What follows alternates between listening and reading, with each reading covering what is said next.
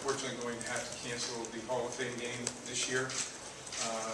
The time is just too short, and we feel that it's important for all 32 teams to be operating with the same number of preseason games and also starting camp at the same date or near the same date. So unfortunately, we will not be there to play the game this year, but we will be, of course, the ceremonies will go on.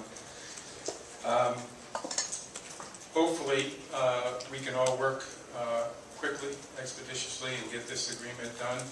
It is time to get back to football. That is what everybody here wants to do. And we will allow our chairman, Mr. Richardson, who did an outstanding job, to say a few words. But before I do, and before we take questions and hear from Mr. Richardson, let me just tell you how hard I think everybody in the NFL, how hard the players, how hard Morris Smith worked. They've done an outstanding job.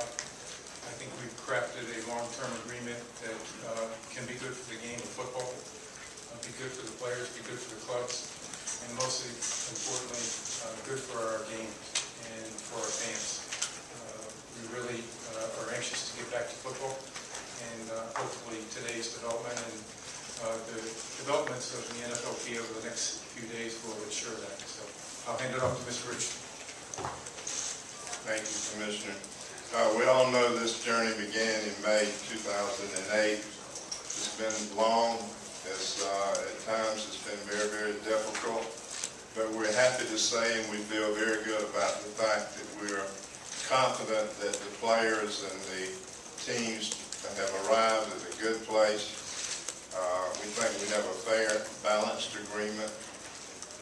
It has been a joy for me personally and during these negotiations to have close contact with the players. They have been tremendous, and we've ended up, we feel, in a very good place.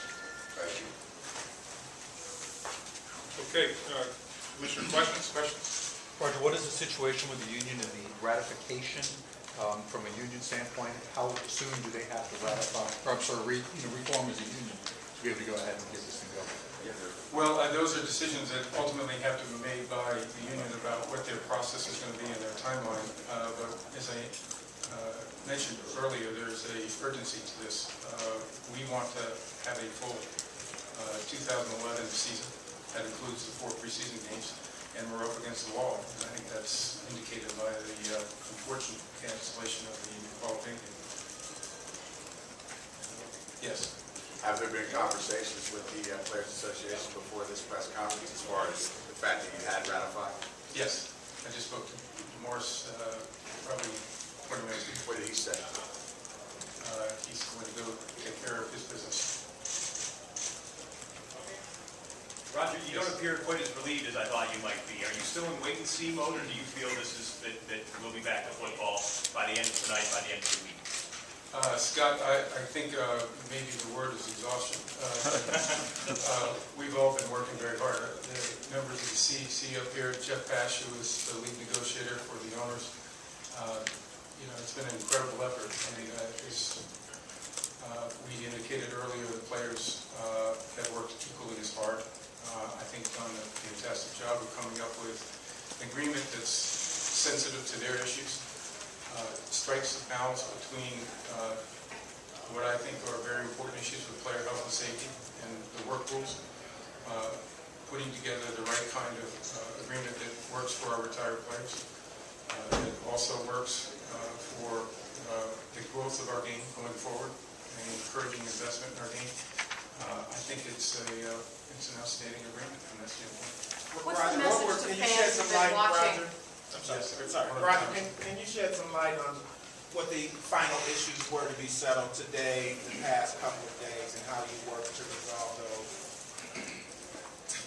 Well, you work through it like you do every other issue. You address them, you try to understand the issues, and you try to come up with a resolution. But we've essentially had the core of the agreement for well over a week, as you all know. And what we tried to do is make sure that our ownership fully understood that today. They understood all ramifications. Put in a supplemental sharing system that'll be, I think, good for all clubs and continue to have the competitive balance that the league is famous for, and make sure that we continue the great game of football. What's the message to fans who've been watching this process and wondering what was going on in these last couple of days, and why did, quote, take so long at this point? Well, I understand their frustration, and I hope they understand that we're working hard to get that agreement that is going to secure the game of football for the future. We have a 10-year agreement, which I think is going to be great for everyone involved for the game, number one, our fans. And so I guess I'd say to them, we're getting close to getting football back, and that's what we want. We want to get started with football. Roger, over to your left. It's just questions of clarification. 10-year agreement, so it's through the 2020 football season? That is correct. Okay, and also, if the players do approve, when would teams be able to start re-signing their own players, and then when would the free agency period begin? I'm going to let Jeff Pash touch on a few of those issues. Jeff. Thanks, Commissioner. Peter, there's I think in the press release that Greg's distributing, there's a calendar which goes through that in detail. And what we're looking at is once the ratification process has been completed, there would be a period where the players would come in, you do your physicals, you get your rosters in order. Teams could begin signing their own players, their draftees and the like, with the contracts sort of being in a state of suspended animation until the ratification is complete, but they could begin that process. And then what you would have is an opening of the new league year, perhaps next Wednesday the 27th. And at that point, free agency would begin, training camps would open. But again, all of that is dependent on how the ratification process proceeds, which is not entirely in our control. Jeff, over here. I'm sorry, Judy. Does that mean you expect the union to be certified by Wednesday? We believe they could do so, yes. We believe they could do so. Again, that process is within their control, and the timing is largely within their control, but we believe that they could do so. Jeff, when did you say they can start re-signing their own drafters? Probably that'll start on the 24th or 25th. I mean, it's a little bit dependent on where things are with the union, but as we hear from them, I understand that they're going to be giving some consideration to their next step this evening. So based on what we hear from them, then the calendar starts to fall in place. We have, as I think everybody knows, tomorrow we're going to hold a seminar for all the club executives to go through the key terms of the agreement and the calendar and when a lot of this activity will be able to get started. Jeff, the activities that take place on July 23rd, voluntary training, can that happen prior to recertification? That could happen prior to recertification, yes. And what about on July 27th? Can that happen prior to recertification? If you're asking, will we open a new league year and begin free agency and things like that, I would think that is unlikely to happen before recertification. And then one other small follow-up question. What about pending litigation, particularly the antitrust case? Can you tell us about that? We would expect that as part of this agreement, and our understanding is that as part of this agreement, litigation will be dismissed, disputes will all be resolved, and we will go forward for the next 10 years as business partners, working together for the betterment of the game and not fighting with each other in Minnesota or elsewhere. Jeff or Roger, what led to the compromise that has you allowing players to be in facilities and signing these conditional contracts before there is a fully ratified CBA on both sides? Well, we think, I should let... Go ahead. Okay. I realize I shouldn't be butting ahead of the commissioner. Last time, probably. The reason, Mark, is because we think that given the compressed schedule, that it makes sense for players and clubs to be able to engage in certain activity so long as no irrevocable steps are taken. If for some reason the Players Association and the players themselves elected not to ratify the agreement, and we found ourselves in that posture, then those contracts would obviously not take effect.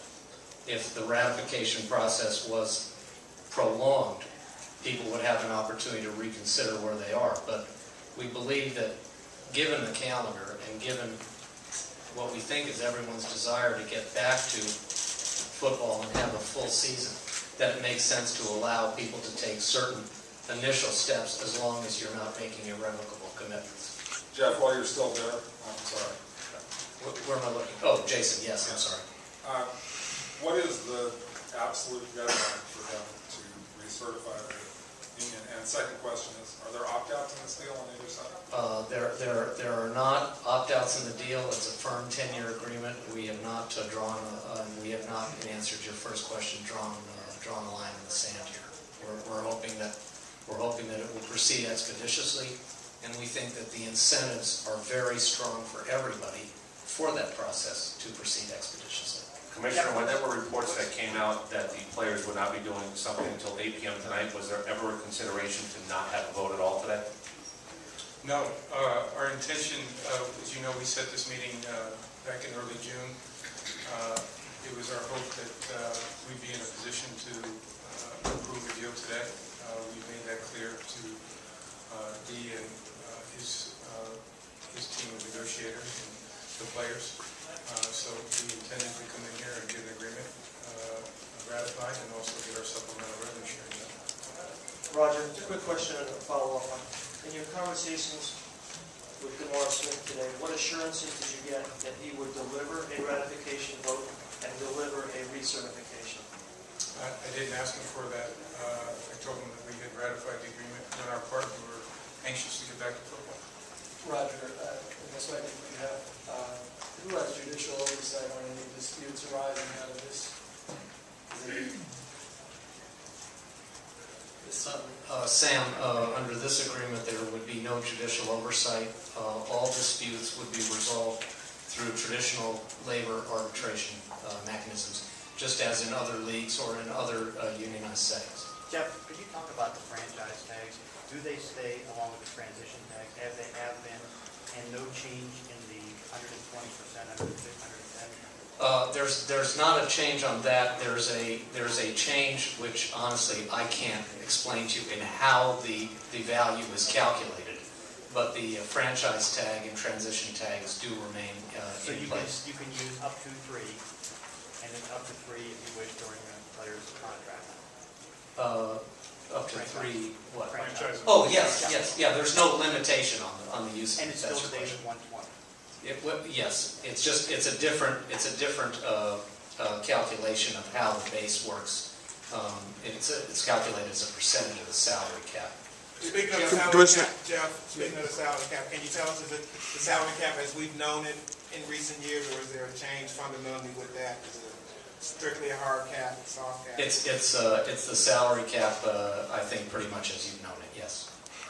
Commissioner, excuse me, how big of a deal, right here too, you're right, how big of a deal was the 16-game schedule going to 18, or was it something that you guys were able to easily mitigate with the players? Well, I'll let some of the owners discuss that, but it was an important issue for the ownership. We certainly recognize the health and safety issues. I think it was the judgment of the ownership that we should implement those health and safety changes now, continue to make our game safer, and continue the dialogue about whether it makes sense to move to an 18-game schedule at some point down the future with the players' concurrence. And we would have to address several issues in the context of doing it. Can owners answer? Was there some consideration to go forward with the Hall of Fame game, and how tough was it to arrive at the point that you all did with that decision?